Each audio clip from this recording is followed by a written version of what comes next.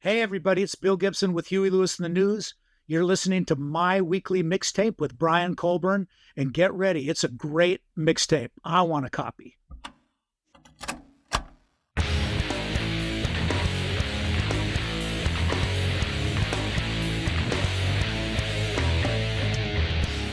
Welcome to My Weekly Mixtape, a podcast that takes the classic mixtape approach to building a modern playlist. I'm your host, Brian Colburn.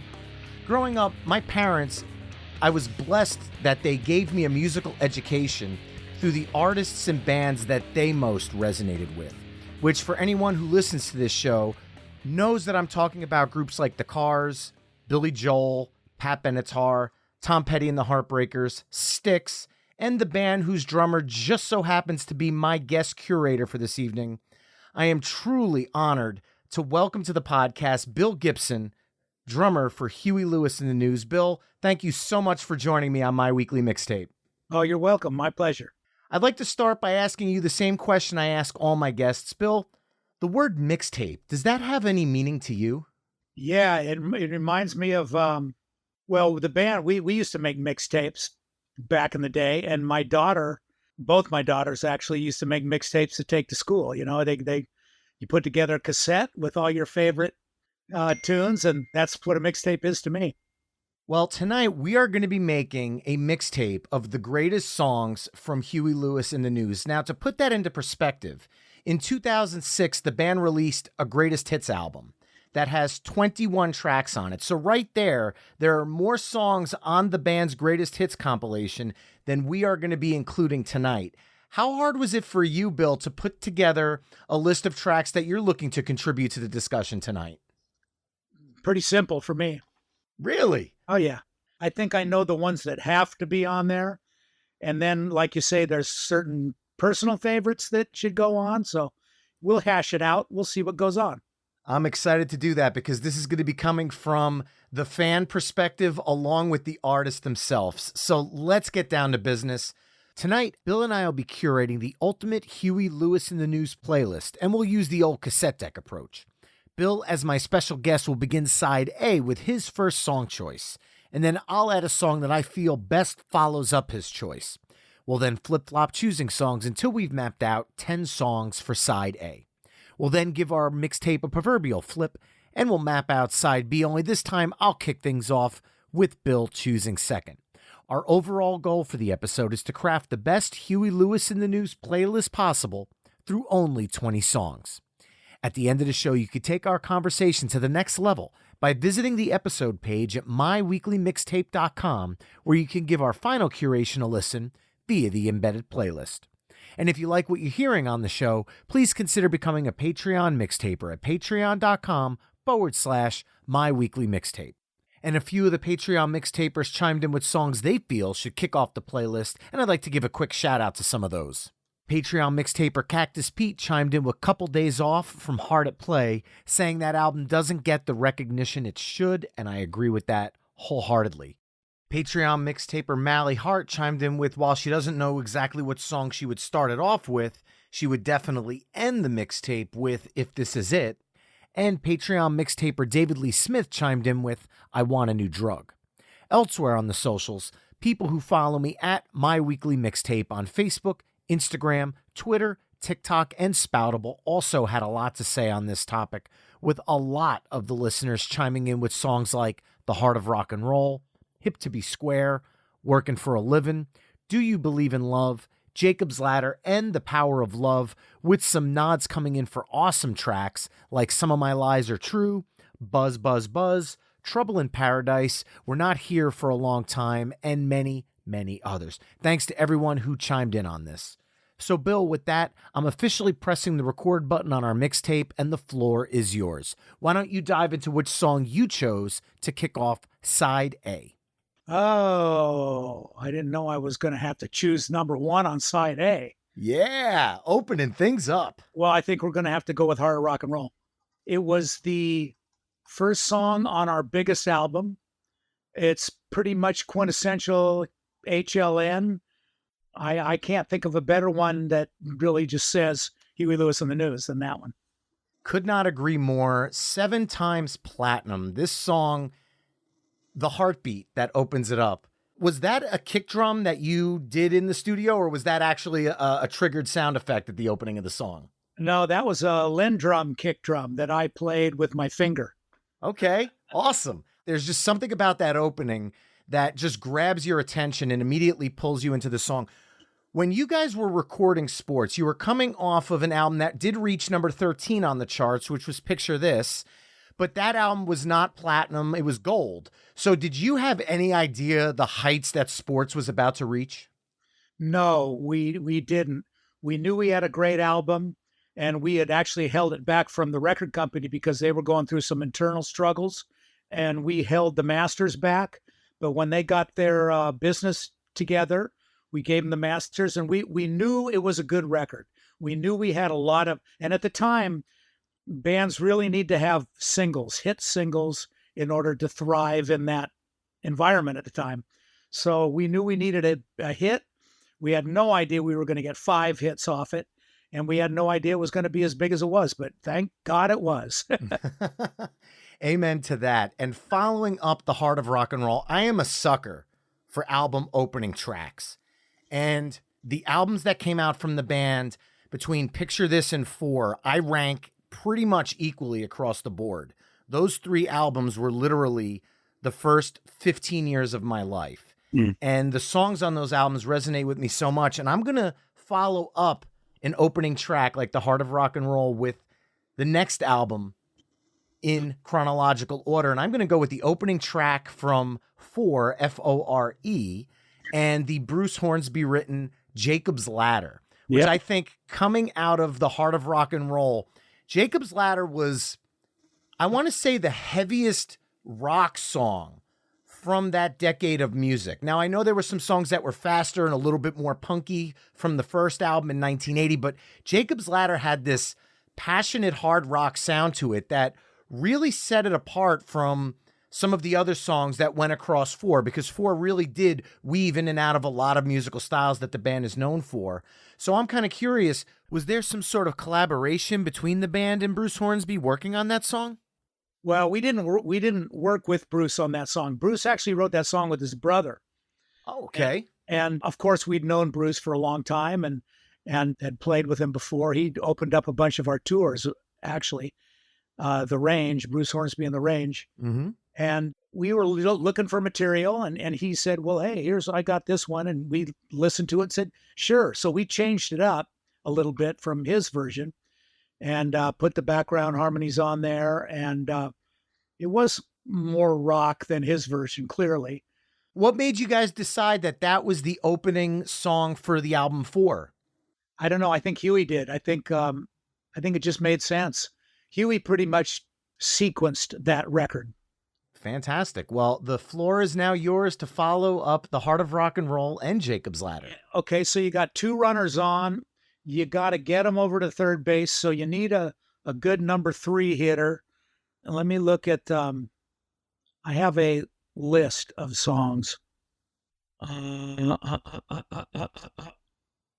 this is really a good question. So, do you go with all the big ones right out of the gate? Maybe.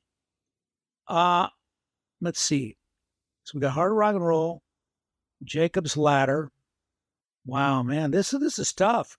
There's so many songs. I know. There's so many songs. I'm gonna go with Bad is Bad. Nice. What a great pick. Now, the last 2 times I saw the band was when the band was playing Sports in its entirety.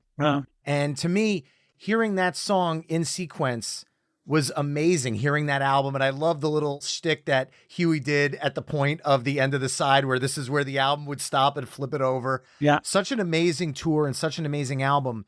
To me, Bad is Bad was always as essential to the Sports album as the 5 singles that were released. Was that song always a fan favorite? Yes. Yeah. Yeah. Everybody always loved that. Gave me a chance to come down off the drum set and come up front and we'd do it during the a cappella section of the set. And that was always a big crowd favorite. Fantastic. Well, I'm going to follow a crowd favorite up, which one that might be, this is a deep pick from the band for me in the 4 slot, but it has always been one of my top 3 favorite Huey Lewis and the News songs. I'm not sure if the band has ever played it live. I know it wasn't a single, but I would love to hear more about this song. So this is where the selfish part of me comes in, being a fan for 40 years and just loving this song so much. And it's from the album Picture This, and it's the second track on the album, Tell Me a Little Lie. Uh-huh. With the reggae vibe, the ska vibe that the song has, it really stands out because you guys don't really hit a lot more of that reggae and ska feel until you get to songs like Perfect World from Small World down the road. So I felt like this one was an outlier on the earlier albums, but was a different side of the band. Then you take that reggae sound and you layer in these amazing background vocals, which I know we're going to talk about tonight because that is part of what makes Huey Lewis and the News so special and so amazing. Was this a song that just never got the push from the label or the band to become a single? Because I've always felt like it's just one of the strongest songs on the album. Wow. I'm shocked it wasn't a single. Yeah, well, you're the first person I've ever heard like it so much. Really? Yeah. Oh, Yeah. man. Oh, no. I'm doing a disservice here. No. That was Chris Hayes wrote that song, I believe. And yeah, it was just kind of a filler tune. We saw it as a filler tune. We didn't see it as a single or anything like that. Wow. And for some reason, ever since I was a kid, my band has covered that song. I love that song so much. It's easily one of my top ones. Yeah, it's a great song. I'm blown song. away to hear that. Yeah. Wow. Great song. Well, following that up, you're now up for track 5. So I'm going to go Heart and Soul. Yes. I'm going to stick with sports. I'm all sports now, but I'm going to go Heart and Soul because we had 2 up-tempo tunes to start. Then we had Bad is Bad. Then we had Tell Me a Little Lie. Now we have, we got to kind of start ramping it back up. So we're going to throw in like a mid-tempo rocker, and I think Heart and Soul is perfect. And that was a Mike Chapman, Nicky Chin song that Exile had done, the band Exile, and also the Bus Boys, a band called the Bus Boys. Yeah. And they pitched it to us, and we listened to the Exile thing and came up with our own take on it, and it just suited us really well. So that's why that one made it. And that's one of those songs where when I tell my friends who are casual music fans, but not music nerds like me, when I explain that this is a cover song. Yeah. And they go, no, it's not. And I'm like, no, really? And you play the Exile or Bus Boys version, they don't realize that the band really did take, which was already a fantastic song, but you guys took it to another level, which was why it was the smash that it was. Yeah, I thought so too. I thought ours was definitely the best version of the 3. Although I did really like Exile's version. Yeah, to me, that one's second to yours. And later on in our live performances, we kind of did the Exile. Exile had a little breakdown in their version, and we did that Exile breakdown live for a little while. Not long, but a little while. Yeah, it's great to mix it up when you're playing the live show. Get some different changes in the songs. Yeah. Well, I'm going to follow that up with one that I want to move up a couple of years. And I want to keep that little bit of a reggae vibe going. I mentioned the song when I was talking about Tell Me a Little Lie. Now, this one was a big hit for the band, and it's one where the horn section was really prominent in a time in music where horn sections were becoming less and less on modern radio. This was the late 80s, and I'm going to go off Small World and go with Perfect World, which was a staple of the band's live shows all the way through the last time I saw the band play. This song has always been to me an important part of the band's catalog because it's one of those songs where Huey Lewis and the News was big with sports and they had other hits. And every time the band put out new music, it always felt relevant, no matter what the scene changes were happening, what was on popular radio. There was always a way that the band found a way to fit in. And I feel like the way pop music was in the late 80s, this song just seamlessly fit into top 40 radio. And I'm curious, was that something that the band went into working on albums thinking about, or was it more, we're just going to write what we feel as a group and how it plays out, it plays out? Well, our good friend Alex Call wrote that song. Alex was a member of the band Clover here in Marin County that Sean and Huey were members of. And Alex wrote that song and pitched it to us, and we loved it. We just thought, man, that's great. When we worked it up at rehearsal, and it just totally came together. We got the Tower of Power horns to play horns on it. So bingo, it's going to sound big. And yeah, we all loved it. We just thought it was great. And we actually opened that Small World tour with Perfect World. An infectious, soaring chorus, amazing Tower of Power horn section, and a live staple throughout the decades. I feel like it needs to be discussed on this list. Yeah. And now, Bill, I am turning it over to you for our next pick. So I think I'm going to go, where are we at? We have 6 now? We're on track 7. Track 7. Well, I got to stick with sports and go with New Drug. Or does that come down more down the line? No, I'm going to hold off on New Drug. Okay. This is going to be a deep cut for me. It's going to be Small World Part 2. Nice. Sticking with the same album. The Stan Getz sax solo with Tower of Power. And it is just, I was there when Stan came in to do the track, and he came in and he listened to it.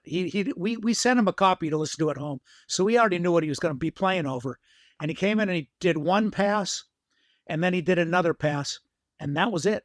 And that, I think we took half of the first track or part of the first take and most of the second take, or vice versa. Can't remember exactly how that went, but I know we used most of one take and a small piece of the other take. And it was magic, man. I mean, it was just magic. And that's one of my favorite things we've ever done as a band. I was just going to say, to have a jazz legend of that level put his stamp on one of the band's songs, where jazz music and rock music really didn't fuse together a lot in pop music. I think of this, and I also think of when Itzhak Perlman played violin on Billy Joel's The Downeaster Alexa. It didn't happen often, but when it did, it made for big musical moments. And to me, this is definitely one of those. Yeah. That's I think, in my opinion, or for me and my career, that was a definite milestone of my career and a high point. Awesome. Well, I'm going to take your cue because you were thinking about sticking with sports, and I'm going to dive off of sports for one of my favorite songs from the band, and also something that we haven't talked about yet, the band's music videos, because that is where I am the product, I guess, of an MTV generation. I grew up watching these videos, and this is how I spent a lot of my childhood just sitting glued to MTV all day, back when MTV did play nothing but music videos. And I'm going to go with If This Is It. Yeah. I have to ask, that video, what was it like being buried in the sand and recording that? Because that is an iconic 80s video moment. Yeah. Well, it was sweltering. And the makeup people, I just remember being in there for maybe an hour and a half or so. And the makeup people had to keep coming by and wiping the sweat off our faces because it was sweltering. That was filmed on the Santa Cruz beach. And yeah, it was a hot day and we were pretty miserable. Well, you didn't show it in the music video, if that helps. No, music videos were always a chore to do. It was a lot of hurry up and wait. And, it was, some of them were fun. Some of them were not fun. That was kind of a fun one, but it was hard work but we enjoyed it. We were having fun. And the vibe from that song, growing up with my parents, who my dad also, along with the rock music I listened to, he used to rebuild cars when I was growing up. So we would go to a lot of 50s car shows, and I would listen to a lot of doo-wop music and a lot of the 50s and 60s golden oldies, if you want to call them that. And I always felt like the chorus to this song was almost an homage to that doo-wop sound with a modern twist. Is that a wrong way to interpret what you guys were going for on that song? No, I think that's pretty accurate. Johnny Cola wrote the song, and actually Johnny's influence for that song was Sly and the Family Stone. Oh, wow. Hot Fun in the Summertime. Okay. And it was a summertime song. He had played with Sly Stone, Johnny. And so his influence was Hot Fun in the Summertime, the 12/8. Yeah. And he wrote it, and he actually wrote it as Who Rocked, Who Rolled, which I never understood. But that was his chorus. Who rocked, Who rolled? So he changed it to what did we end up with? I can't remember. Ooh wop, ooh whoa, ooh wop, ooh whoa. So it really was kind of a doo wop. And Johnny loves doo wop as is evident in all his other vocal arrangements. So yeah, but the real inspiration was Sly Stone on that song. Wow, that's awesome. I didn't know that. Hmm. See, this is the reason I do this show, is to find out little tidbits like that. Sure. So now I'm tossing the mic back to you for track 9 here. Last song for you on side A. Okay. I'm going to go with a very little known track that's on our new album, Weather. It's called One of the Boys. And it was written by Johnny and James Hara and Huey they wrote it for Willie Nelson and pitched it to Willie Nelson. And we never heard back from it. And when we were getting ready to put that album together, I thought, so nobody's ever done One of the Boys, huh? No, nobody's ever done that. I said, we need to do that. That is perfect for our band. It's the right lyric for Huey. It was perfect for our band. And actually, I was the one who got it so that we put it on the album. And I mean, now looking back on the career and that we can't tour anymore, it's very prescient. And, and it's kind of bittersweet listening to it for me now, playing with my friends till the music ends, One of the Boys.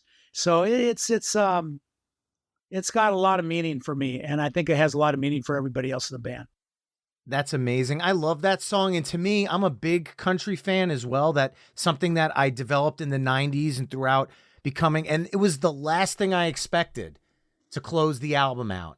And I was blown away by it because it was a side of the band that I'd never heard. Right. I've heard R&B stylings. I've heard doo-wop. I've heard rock. I've heard reggae. Right. Never did I hear a country, almost bluegrass Americana influence.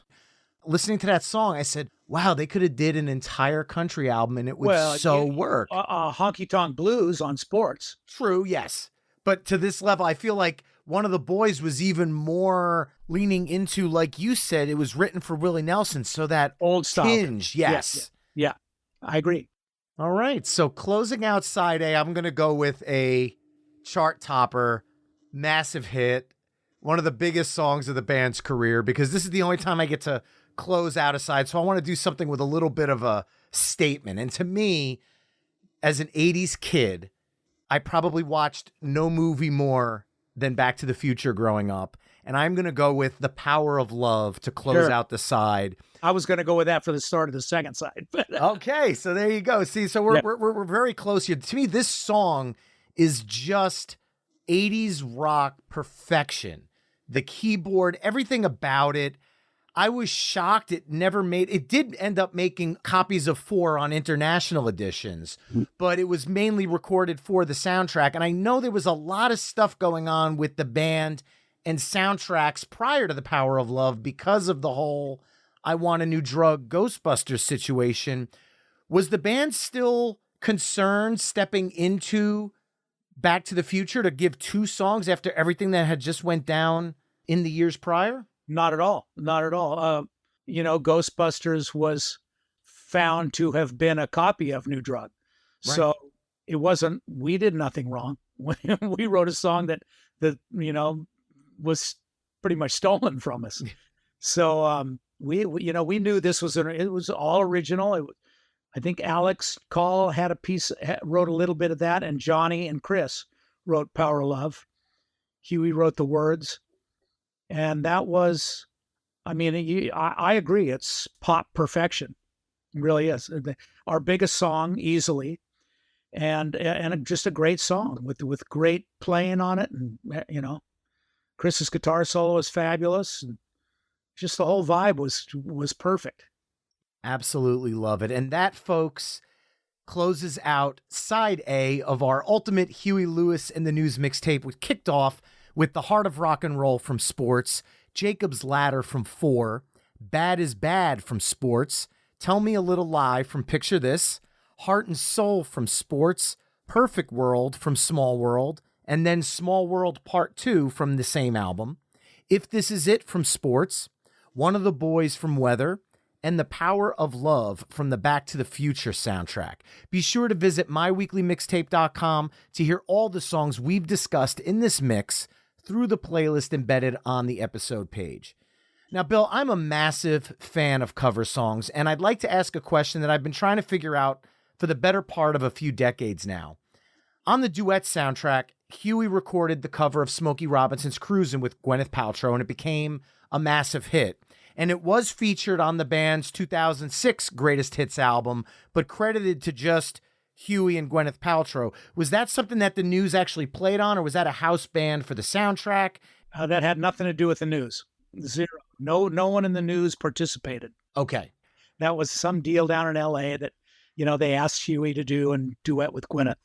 Got it. Well, one thing the band was never shy about was paying homage to the songs that influenced you guys musically as a band, such as the Four Chords and Several Years Ago album, which is an homage to 50s and 60s R&B, as well as 2010's Soulsville album, which is a tribute to the amazing Stack Records catalog. Right. With that said, what are some of your favorite covers that the band has recorded over the years, personally for you? Function at the Junction, which was on Four Chords. Some Kind of Wonderful was great. It was kind of semi-hit for us, but It's All Right. The J.J. Jackson tune. There's a song. There's a fast blues shuffle, and I can't remember what was the name of that song on Four Chords. It's right at the end. I think it might be the last song on the album. Are we talking about Going Down Slow? Going Down Slow. Yeah. That's one of the best things we ever recorded, in my opinion. Yeah. Great. Chris plays his ass off on that, and it's a grooving track, man. I just love that. It really is. It's a fantastic one. And now that last question I asked you, I want to flip it. Sure. Because a lot of bands have covered Huey Lewis and the News songs over the years, be it punk renditions like a Newfound Glory's cover of The Power of Love, all the way to comedic parodies like Weird Al Yankovic's I Want a New Duck. What does it mean to you when other bands or artists either reimagine or cover songs from your catalog of songs? Well, imitation is the greatest form of flattery, isn't it? Yeah. It's a compliment. It makes me feel proud that we did something that someone else would want to redo, What was your thought the first time you heard I Want a New Duck? Wasn't that I Want a New Truck, or was it I Want a New Duck? I Want a New Duck, yes. I don't know that I heard it much. I can't remember the words or anything like that. So I don't know. I guess I thought it was funny, but I thought, here's some guy kind of grifting off other people's hits, because he used to do it so close to, like, he had Eat It like just a month or two after Beat It was a huge hit, so it was almost too close to the hit, Got it.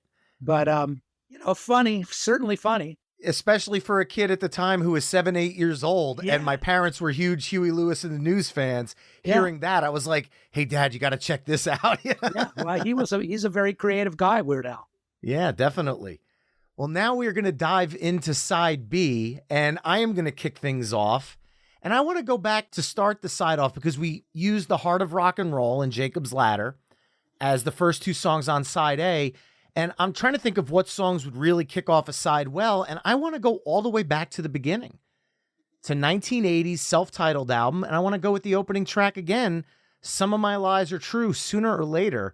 Sure. To me, this song and this album as a whole, and I want to use quote marks in the air because I want to make sure I'm clear with this, I feel like this album has the most punkiest vibe, using quote marks. There's a definite rawness and an energy to it that certain songs on the album, like Don't Ever Tell Me That You Love Me and Who Cares, I hear a little bit of a punk vibe in that. Was that something that the band was going for on that album? Yeah. Oh, yeah. Yeah, of course, it was our first album. We were excited as hell to be in a studio, and we played everything way too fast. We didn't use any click tracks or metronomes or anything like that. We just launched into it and played it. And being a bunch of youngsters at the time, we just played everything way too fast. We might re-release that album, by the way. I would love to hear it re-released. We might remix it and re-release it and do some things to it. So Remix it. Well, now I have to dive in. I have to dig a little bit here. I wouldn't be doing my due diligence. Yeah. Remix the album. Yeah, Johnny and I have been talking about remixing it. So that may or may not happen. It'd be fun to do that. But yeah, everything was so fast. And, you know, I had just come off, when I joined the band, I'd been playing with the guys in a Monday Night Live band, which was a local Monday Night Live get together where we jammed and backed up people like, you know, Van Morrison, Boz Scaggs, Ricky Lee Jones, Tommy Johnston from the Doobies. You know, we'd back up all these local stars who would come in. And we kind of, through that, we started writing our own songs and demoing them up. And that's really how Huey Lewis and the News started to go. So we started writing those songs, and we recorded them. And I was playing with Jack Cassidy, the Jefferson Airplane's bass player, in a band called SVT, which was a true punk band. And, you know, we were punk all the way. And so there was a little bit of that flair coming into putting the News together. So that was there. That element was there. And I think it was just a matter of being really excited to be in a studio and just playing everything too damn fast. Well, it definitely worked because there's a certain there's energy to that album that I think that if you played the songs a little slower, you might have lost that, because there was this angst and this energy that is just different than the rest of the albums in the catalog. Yes, I agree. So I'm glad we were able to talk about that. And now I'm passing it back to you to follow that up with track 2 on side B. Okay, so you had Some of My Lies. That's a great choice. That's one of Huey's favorite songs. I'm going to go with, so we only have 9 left. Yeah. And so I'm going to go with one of my favorite tunes, R&B, another 12/8 shuffle, Hope You Love Me Like You Say You Do. Nice. Off this album. Kind of a deep cut. It was a single, but, you know, like the only single that really was big was the one that got our foot in the door. Do You Believe in Love was the big single off Picture This. But Hope You Love Me was our friend Mike Duke from Alabama wrote that song. That was the day we met the Tower of Power Horns, was when they came in. We asked them to come put a horn section on it, and they came down to the Automat in San Francisco, and that was the day we met all those guys. So that was a huge thrill for us. And it's just a great song. Mike Duke's a great songwriter, singer-songwriter. That song is great. He wrote Doing It All for My Baby, by the way. I was just going to say those 2 songs to me have a similar connection. Yeah. Across 2 different albums. I always felt like if you played them back to back live, it would almost feel like it was a medley and they would work well together. Yeah, they could. Yeah, you could do that as a medley. So I'm going to go with Hope You Love Me. I'm afraid to do this because my last deep cut kind of fell flat, but I'm going to do it one more time because this was another song that really resonated with me as a child. And there was one song in the catalog that resonated with me because it told a story from start to finish. And I felt like the song could have been a movie in song form. And I'm staying on the Picture This album. I'm going to go with the song called The Only One. This song I have loved since a child because the verses, it brings it down and you're just doing the kind of tom groove and it really draws out the lyrics and the story that Huey's telling. And then obviously the third verse drops down to just voices and the a cappella section. And then it picks back up. Really, this song to me was a motion picture this, no pun intended, in a song. And I'm curious, was this song a true story that Huey was writing? Is this something that meant something? Because the passion in this song, you could just feel this song meant something. At least it came across that way on the record to me. You're very intuitive of you to think that because it's true. It is a true story. Really? It's about a guy from our high school, our local high school in Mill Valley, who was just a stud. He was the guy that everybody looked up to, and he just kind of had a lot of issues and, you know, dropped out of school and kind of went downhill and augured in and eventually ran out onto the Highway 101 there in Mill Valley and got hit by a car and killed. And, you know, it was tragedy, but it's a true story. Yeah. Wow. And obviously that song was never released as a hit. I didn't get played a lot, but it always meant something to me because I felt like when I sat down to listen to that song, I can close my eyes and almost see it unfolding. And I didn't know any of these people. And to Yeah. me, that's a sign of a fantastic storyteller. Yeah. And that's something that you don't talk about with Huey Lewis in the News, but this song is reason why you should. Yeah. Cool. I like that. So with that, Bill, I'll toss it back to you for a follow-up. Okay. I got to go New Drug just because it's New Drug. And, and it, the lyric is catchy as hell. The tune is catchy. There was really nothing that sounded anything like it at the time on the airwaves. And I just think that it's really quintessential Huey Lewis in the News. It's from that period of time. Oh my God, yeah. I mean, seeing sports live in its entirety made you realize how important albums were, because this was hit after hit after hit after hit. And even the songs that weren't hits from that album, every single person in the audience was singing along to every single word as if every song on the album was a hit. And to me, that is something that lacks in modern music, because I don't think artists are thinking of an album as a statement anymore. It's more singles driven. That's exactly right.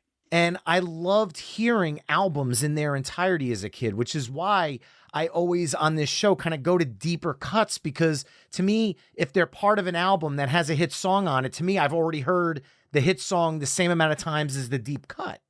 And that's sports for me. Yeah. That is literally what the album says to me. That you could have released every single song on that album and it probably would have been successful at the time. The band was just on a wave. I agree.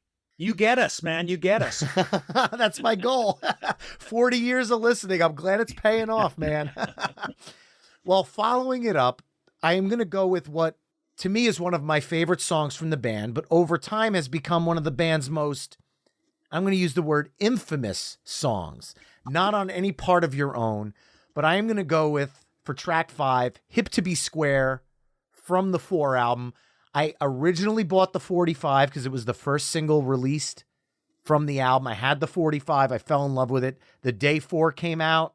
I ended up getting it on vinyl. And years later, I was very lucky to find a Japanese edition of the CD with actually having The Power of Love in the track listing, which I thought was really wild. Wow. And Hip to Be Square was always one of my favorite songs from the band. But then in the early 2000s, a movie, American Psycho, made the song even more infamous for the band, to the point where Huey did a spoof of the movie with Weird Al years later. I would love to know, one, going into the studio to follow up sports must have been a stressful time for the band, because you are trying to follow up a 7 times platinum album. And I feel like 4 does a fantastic job at that. I feel like musically, the band kicked it up a notch wherever they could and needed to. And it's just as strong of an album as Sports, in my opinion. But this song, I'd love to hear the story behind it. And I'd also love to hear how the whole movie scenario unfolded, and if you guys were involved with that, or was that just studio and pencil pushers in the background getting that to happen? Yeah, that's exactly what happened there. We were asked, I think they contacted Huey and asked if they could use the song, and Huey said, sure, why not? But without really knowing what it was going to be, and then the movie came out, and it was pretty grisly scene that songs played under. And I wrote that song, by the way. I wrote the music to that song. Huey wrote the words. He wrote the words originally in the third person. He used to be a renegade. He used to fool around. He wrote it in the third person. It made a lot of sense to us. Then right at the last minute when we recorded it, he changed it to the first person.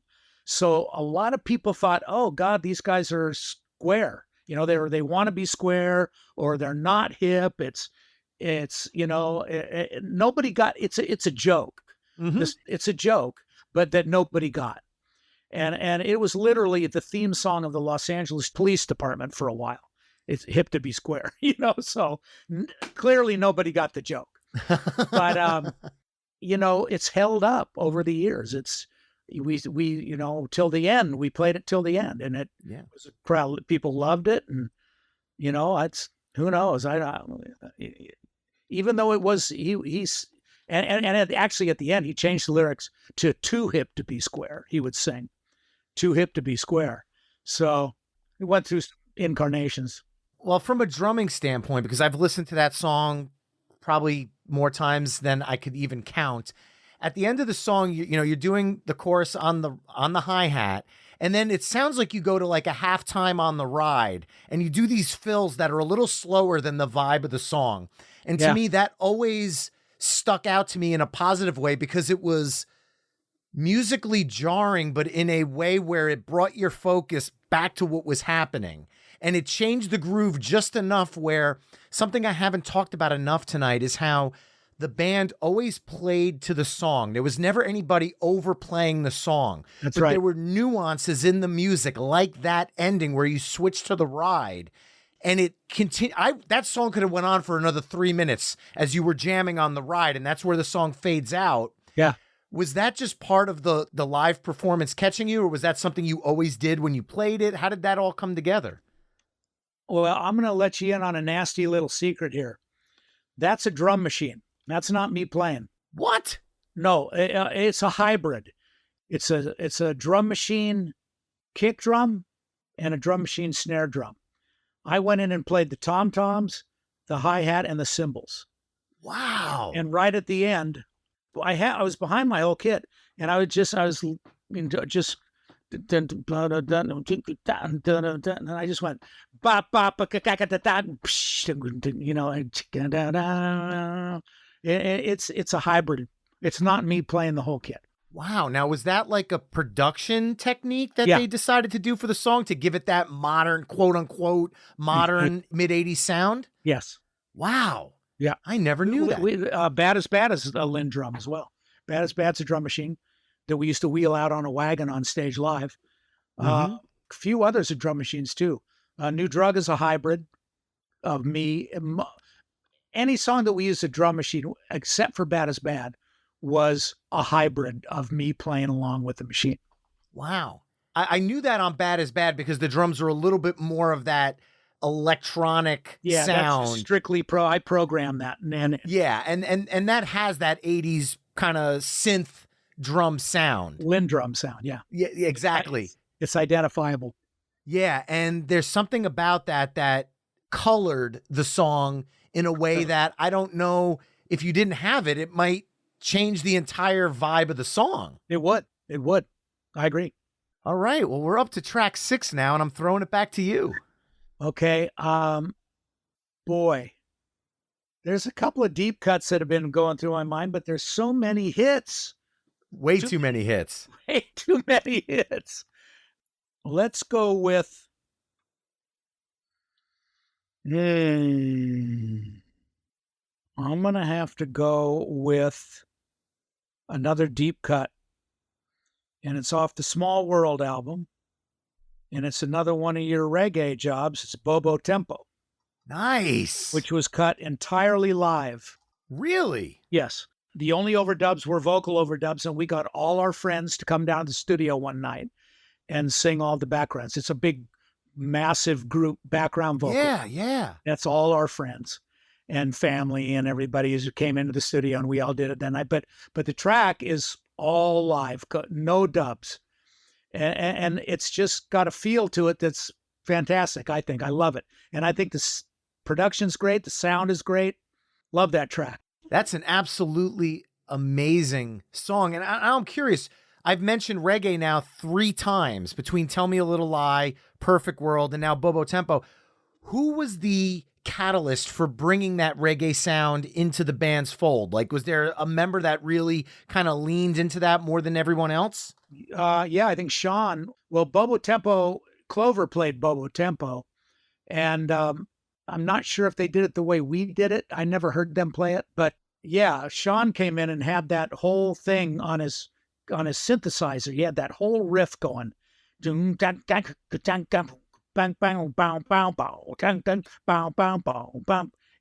so we riffed on that for a while and really had fun playing it, and decided, hey, let's just do it live and put it on as a filler track, And it just came out great.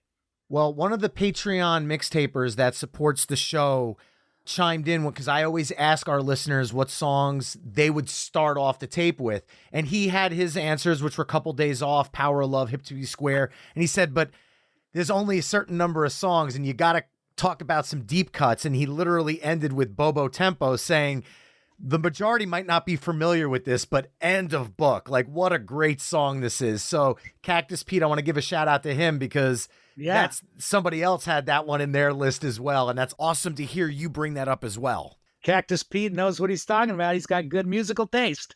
I love it.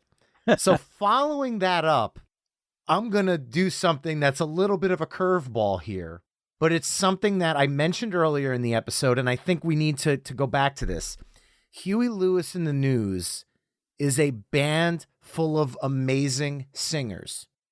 And the harmonies in the songs, to me, harmonies always take a good song and make it great. There are certain bands where you listen to the music and can you picture hearing these songs without the vocal harmonies? When I think of bands like the Eagles, Fleetwood Mac, Crosby, Stills, Nash & Young, and Huey Lewis and the News. Now, you guys got to the point where you were able to just say, screw our instruments.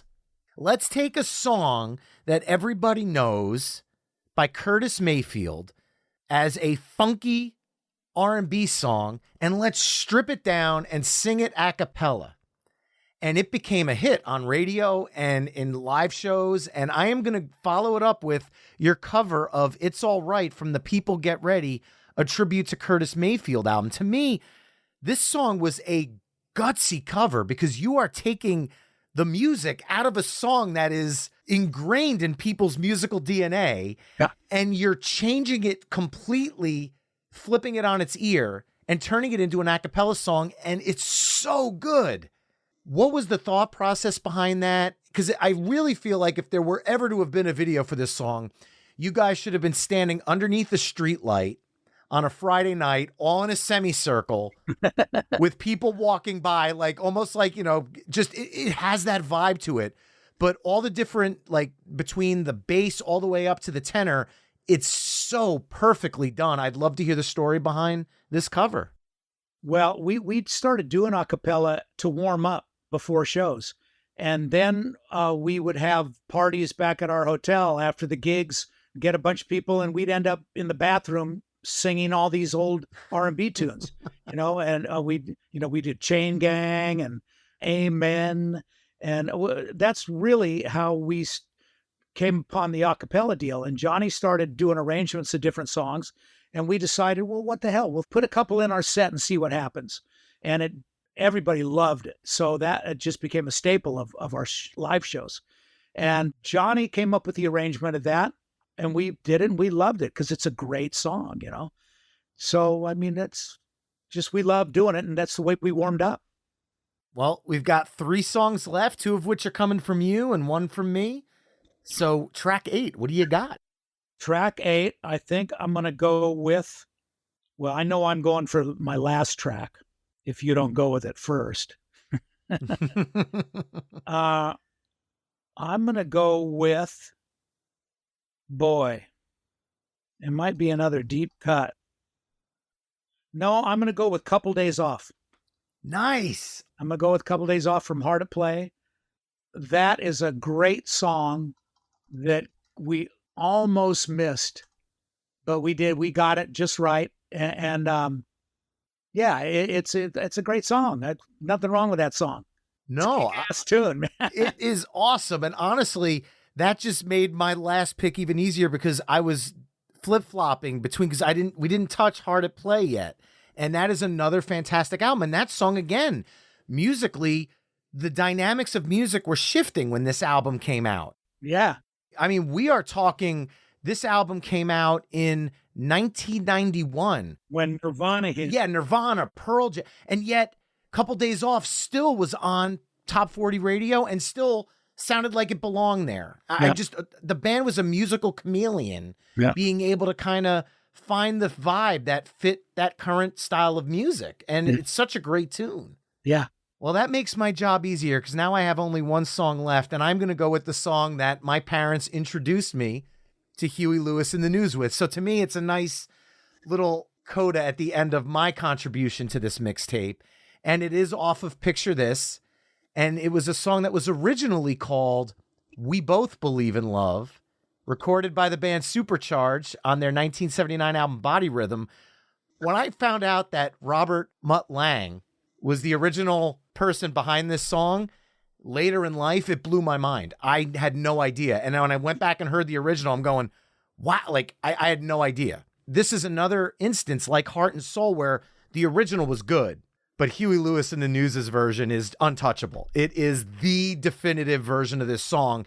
And if it wasn't for this song, I wouldn't be the fan of the band that I am today. So thank you. Do you believe in love? Well, that, Mutt's been a friend of ours. Mutt produced Clover's albums when Clover went to England in '77, and Mutt produced their records over there.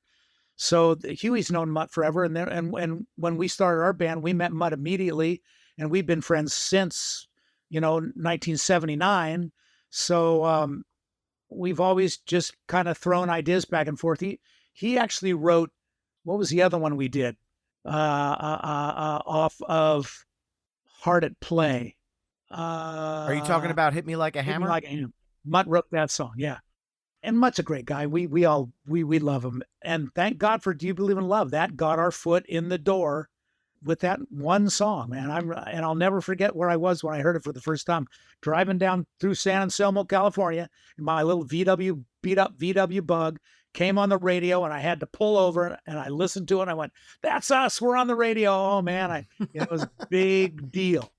And that is the kind of song, like I mentioned earlier, if you take the harmonies out of that song, it's still a good song, but the harmonies make that version just amazing. Like it's got that doo-wop call and response, but it's still heavy. It's funky. It's everything I love about this band. It's kind of all of and without this hit, does the band go on to sports? Like, to me, this is the catalyst. Probably not. I mean, we had one more shot after we had a 3-album deal with Chrysalis.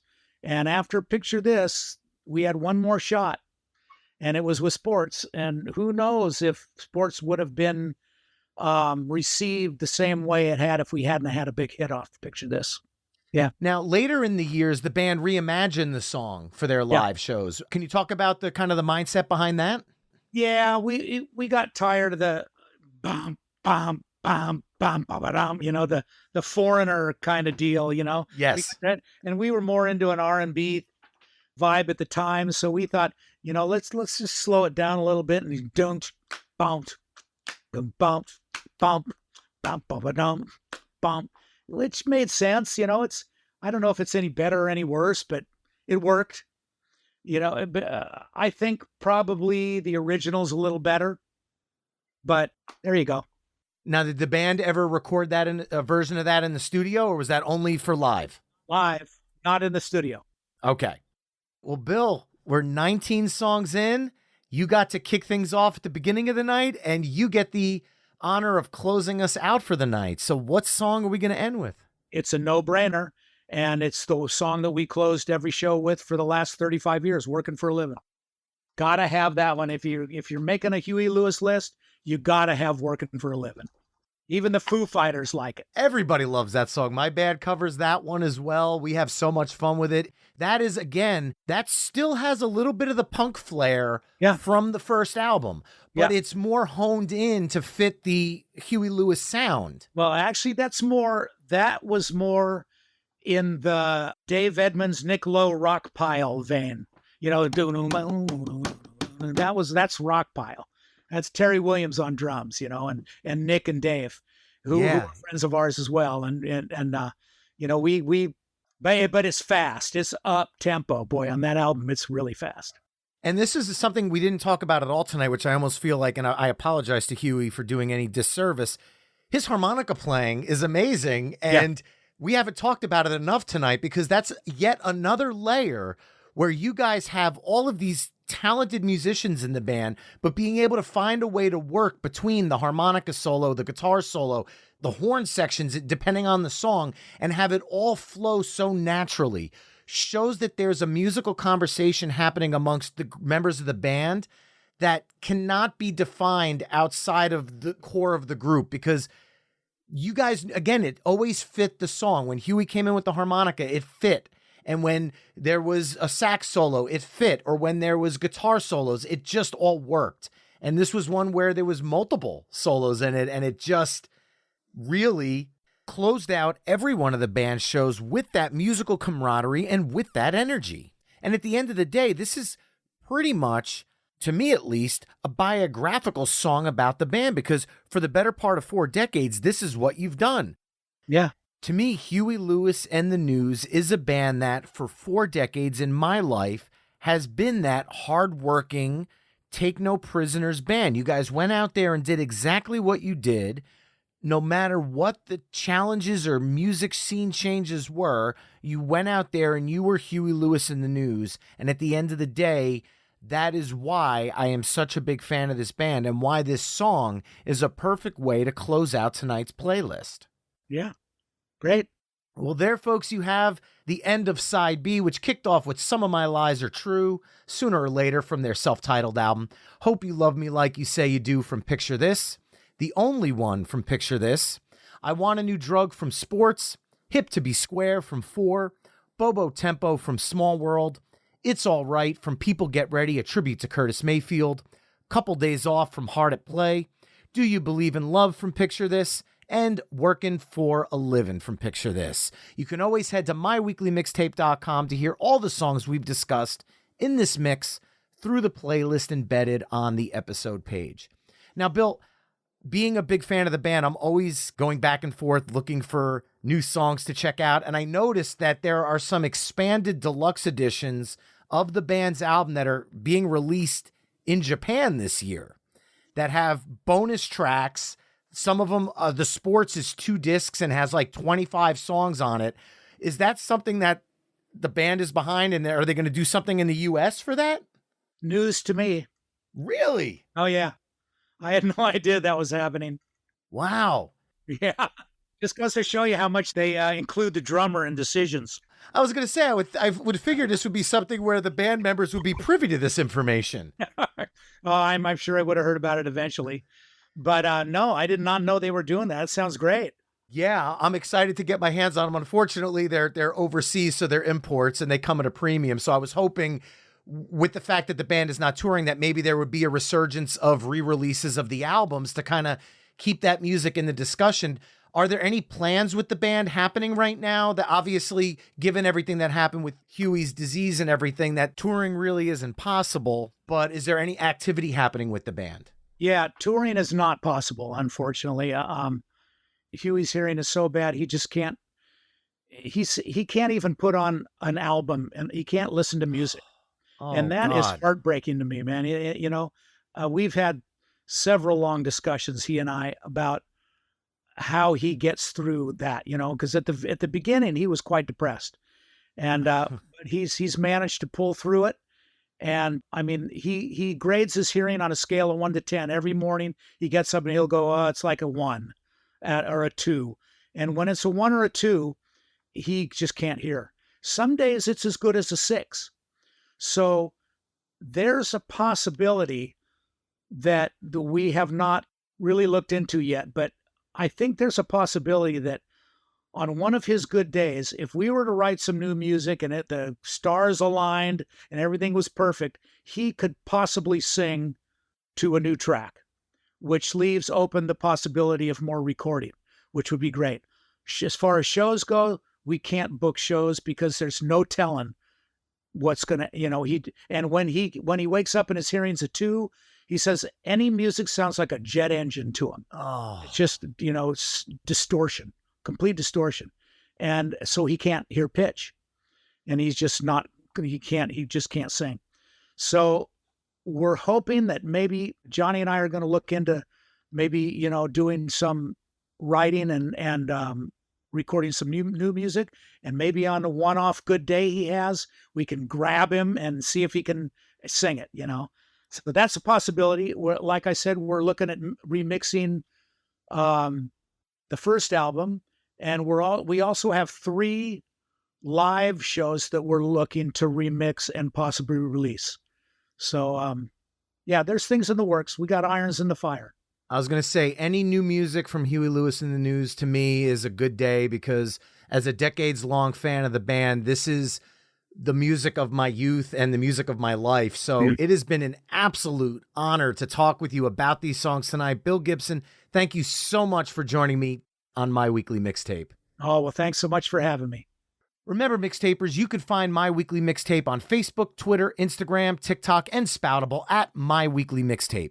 You can also head to myweeklymixtape.com to check out the full catalog of My Weekly Mixtape episodes. If you want to support the show, please consider becoming a Patreon mixtaper at patreon.com/My Weekly Mixtape.